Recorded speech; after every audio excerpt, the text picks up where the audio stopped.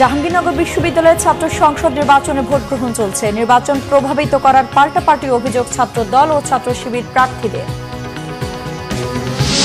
অন্তর্বর্তী সরকার গঠনের প্রস্তাব নিয়ে আলোচনা চলছে নেপালে। কারফিউর মেয়াদ বাড়ল শুক্রবার পর্যন্ত।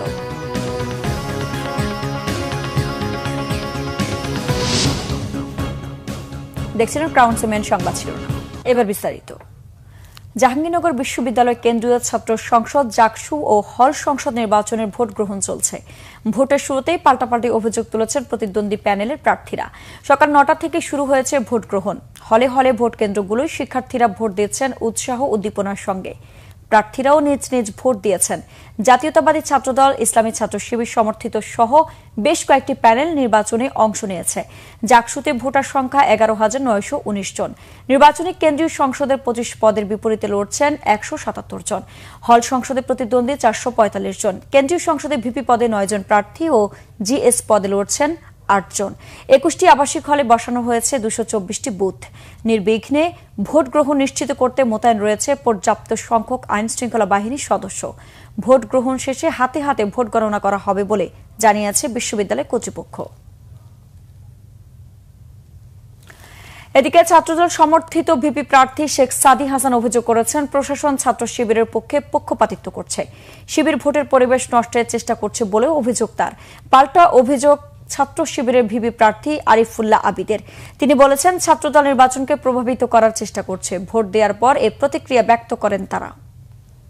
নির্বাচন কমিশনে শিবির সভাপতি একদম প্রকাশ্যেই সেখানে অবস্থান করেছেন এবং নির্বাচন কমিশন থেকে শুরু করে প্রশাসনকে প্রভাবিত করার চেষ্টা করেছেন। আমরা জানি আমাদের ভোট গণনার যে মেশিনগুলো নিয়ে আসা হয়েছে সেগুলো এক প্রকার একটি ছাত্র সংগঠনের মদতপুষ্ট লোক বা তাদের কোম্পানির কাছ থেকে নিয়ে আসা, যার জন্য আমরা গতকাল থেকে প্রশাসনকে লিখিত আকারে এবং মৌখিকভাবে কয়েক দফায় জানিয়েছি যে আসলে আমরা চাই যে আমাদের ভোটটা ম্যানুয়ালি গণনা করা হোক। এবং একই সাথে আমরা দেখেছি যে সকালবেলায় কাজী নজরুল ইসলাম হলে শিবির সভাপতি ঢুকেছেন এবং শিক্ষার্থীদেরকে নির্বাচন কমিশন বলেছিলেন আজকে সকাল ৬টা থেকে ক্যাম্পাসে কোনো সাবেক শিক্ষার্থী থাকতে পারবে না, কিন্তু আপনারা ইতিমধ্যে লক্ষ্য করেছেন যে ক্যাম্পাসে এখন পর্যন্ত সাবেক শিক্ষার্থীদের আনাগোনা লক্ষ্য করছি।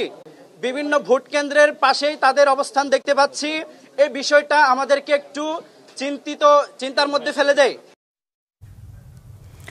জাকসু নির্বাচনের খবর সংগ্রহে জাহাঙ্গীরনগর বিশ্ববিদ্যালয় ক্যাম্পাসে রয়েছেন সিনিয়র রিপোর্টার ফরুক বাবু। সরাসরি চলে যাচ্ছি তার কাছে। বাবু, ভোট গ্রহণে তো বেশ কিছু সময় পার হয়েছে, ভোটার উপস্থিতি সহ সেখানকার সার্বিক পরিস্থিতি আমাদের জানাবেন। আইরিন, আপনি জানেন যে জাহাঙ্গীরনগর ইউনিভার্সিটির যে শিক্ষার্থী প্রতিনিধি নির্বাচনে সকাল থেকে ভোটারের উপস্থিতি তুলনামূলক অনেক কম থাকলেও বেলা বাড়ার সাথে সাথে ভোটারের উপস্থিতি বাড়তে শুরু করে। কারণ এখানে আপনার ২১টি কেন্দ্রে ভোট গ্রহণ অনুষ্ঠিত হচ্ছে। ২১টি কেন্দ্রের প্রতিটাই যে হল রয়েছে, যে প্রতিটি হলেই তার যে ক্রিয়া রুম রয়েছে সেই রুমে সেই কক্ষে হচ্ছে ভোট গ্রহণ চলছে। এবং শিক্ষার্থীরা আসলে সকালে আমাদেরকে তারা জানিয়েছেন যে অনেকেই হচ্ছে যে সকালে ঘুম থেকে উঠে তারা আসবে ধীরে ধীরে এবং বেলা বাড়ার সাথে সাথে আসলে সেই দৃশ্য আমরা দেখতে পাই। আমরা বর্তমানে রয়েছি শহীদ সালাম বরকত হলে। এই হলে বিরুদ্ধে এখানে হচ্ছে যে বেশ কিছু অভিযোগও রয়েছে। সেই অভিযোগের ভিতরে ছাত্র শিবিরের যে ভিপি প্রার্থী রয়েছেন উনি অভিযোগ করেছেন যে শহীদ বরকত হলে এখানে ২৯৯টি ভোটার হলেও এখানে ব্যালট পেপার এসেছে প্রায় ৪০০-র কাছাকাছি। তো সেই বিষয় নিয়ে আসলে আমরা এখানে রিটার্নিং কর্মকর্তার সাথেও কথা বলেছি। তারা আমাদেরকে অতিরিক্ত যে প্রায় ১০০ ব্যালট পেপার রয়েছে সেই ১০০ ব্যালট পেপার তারা হচ্ছে যে এখানে যারা পোলিং এজেন্ট যারা শিক্ষার্থীদের তরফ থেকে নিয়োগ দেওয়া হয়েছে এবং সেই নিয়োগ বিজ্ঞপ্তি নিয়ে আসলে কথা রয়েছে যে গত মধ্যরাতে জাহাঙ্গীরনগর ইউনিভার্সিটি প্রশাসন তারা হচ্ছে যে ভোট কেন্দ্রে যে ভোটারদের যারা প্রার্থী রয়েছেন তাদের যে প্রতিনিধি হিসেবে পোলিং এজেন্ট থাকবে সেই বিষয় নিয়ে আসলে গভীর রাতে তারা বিজ্ঞপ্তির মাধ্যমে সেই বিষয়টা জানানো হয় এবং সকাল থেকে উপস্থিত পোলিং না থাকলেও পরবর্তীতে এখন আসলে পোলিং এজেন্টের উপস্থিতি বেড়েছে। এবং এখানে যারা পোলিং অফিসার রয়েছেন তারা সকলেই ইউনিভার্সিটির শিক্ষার্থী। ২১টি হলে ৬৭ তারা পোলিং এজেন্টের দায়িত্ব পালন করছেন এবং রিটার্নিং কর্মকর্তা থেকে শুরু করে সবাই এই বিশ্ববিদ্যালয়ের শিক্ষকের হিসেবে তারা কর্মরত রয়েছেন। এবং আমরা এখানে রিটার্নিং কর্মকর্তার সাথে কথা বলেছি। তারা জানিয়েছেন যে বাকি যে অতিরিক্ত যে ব্যালট পেপার রয়েছে সেই ব্যালট পেপারগুলো আসলে তারা পোলিং এজেন্ট যারা রয়েছেন বিভিন্ন প্রতিনিধি প্রার্থীদের তাদের হচ্ছে যে মাধ্যমেই হচ্ছে যে তারা করবে যে সেটা সিলগালা করে তারা পরবর্তীতে সেটা প্রধান নির্বাচন কমিশনের কাছে আসে যে তারা হস্তান্তর করবে। তবে ইতিমধ্যে আসলে আমরা ছেলেদের হলগুলোতে দেখেছি, তবে আমরা এখন পর্যন্ত এদের হলের যে সার্বিক চিত্র, কারণ সেখানে পুরুষ সাংবাদিক প্রবেশ করতে দেওয়া হচ্ছে না, তো সেখানে আমাদের নারী সহকর্মী শেফালি মিতু সেখানে গিয়েছিলেন এবং আমরা তার কাছে জানতে চাবো যে নারী কেন্দ্রগুলোতে আসলে ভোটার উপস্থিতি আপনারা কেমন দেখেছেন এবং সেখানে কোনো অভিযোগ আপনারা শুনছেন কিনা। মিতু।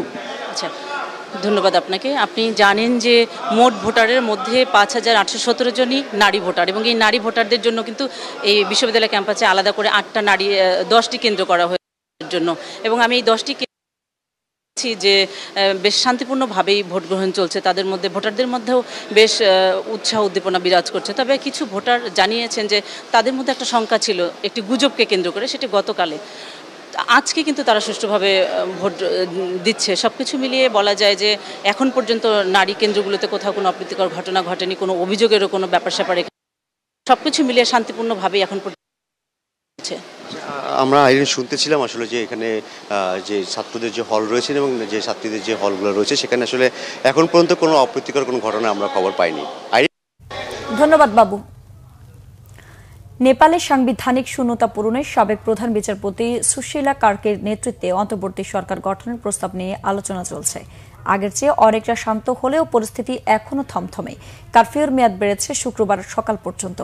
জেনজি প্রজন্মের চূড়ান্ত বিক্ষোভের দ্বিতীয় দিন প্রধানমন্ত্রী কেপি শর্মা ওলি দেশ ছেড়ে পালানো নতুন সরকার গঠন নিয়ে মধ্যস্থতা করছে সেনাবাহিনী। বুধবার সেনাপ্রধান অশোক রাজ সিকদেলের সাথে দফায় দফায় বৈঠক হয় সেনা সদরে। আন্দোলনে অংশগ্রহণকারী বিভিন্ন পক্ষের সাথে আলোচনায় সংখ্যাগরিষ্ঠ মতের ভিত্তিতে 73 বছর বয়সী সুশীলা কার্কের নেতৃত্বে অন্তর্বর্তী সরকার গঠনের বিষয়টি উঠে আসে। তিনি নেপালের প্রথম নারী প্রধান বিচারপতি। ভারতের প্রধানমন্ত্রী নরেন্দ্র মোদীর সাথেও তার সুসম্পর্কের গুঞ্জন রয়েছে। এই প্রস্তাবের সমর্থন দিয়ে সামাজিক মাধ্যমে ভাষণ দিয়েছেন রাজধানীর কাঠমান্ডুর মেয়র বলেন্দ্র শাহ। যদিও এই প্রস্তাব বাস্তবায়নের সাংবিধানিক জটিলতার দিকে ইঙ্গিত দিয়েছেন বিশ্লেষকরা, কারণ পার্লামেন্ট বিলুপ্ত না হওয়ায় সংবিধান অনুযায়ী প্রেসিডেন্ট রামচন্দ্র পৌডেল সংখ্যাগরিষ্ঠ দলকে সরকার গঠনের প্রস্তাব দেওয়ার বিধান রয়েছে। কিন্তু আন্দোলনকারীদের ক্ষোভ অভিযুক্ত নেতা ছাড়িয়ে পুরো দলের উপর পড়ায় পার্লামেন্ট সংখ্যাগরিষ্ঠ দলের নির্বাচিত জনপ্রতিনিধিরা গা ঢাকা দিয়েছেন। এদিকে সরকার পতনের দ্বিতীয় দিন বৃহস্পতিবারও রাস্তায় গুরুত্বপূর্ণ মোড়ে তল্লাশি চোখে বসিয়ে সতর্ক অবস্থানে নিয়েছেন সেনা সদস্যরা। চলছে সেনা টহল। এমন পরিস্থিতিতে শুক্রবার ভোর 6টা পর্যন্ত আরেক দফায় বাড়ানো হয়েছে কারফিউর মেয়াদ। দর্শক, ছিল এখনকার মতো। পরের সংবাদ দুপুর 2টায়। এর আগে একটা রয়েছে নিউজ টপ 10 দেখার আমন্ত্রণ রইল। এছাড়া বাংলা ভিশন সংবাদ ও সংবাদ সংশ্লিষ্ট অনুষ্ঠান দেখতে ভিজিট করুন www.bvnews24.com ও facebook.com/banglavisionnews এবং সাবস্ক্রাইব করুন youtube.com/banglavisionnews। ধন্যবাদ।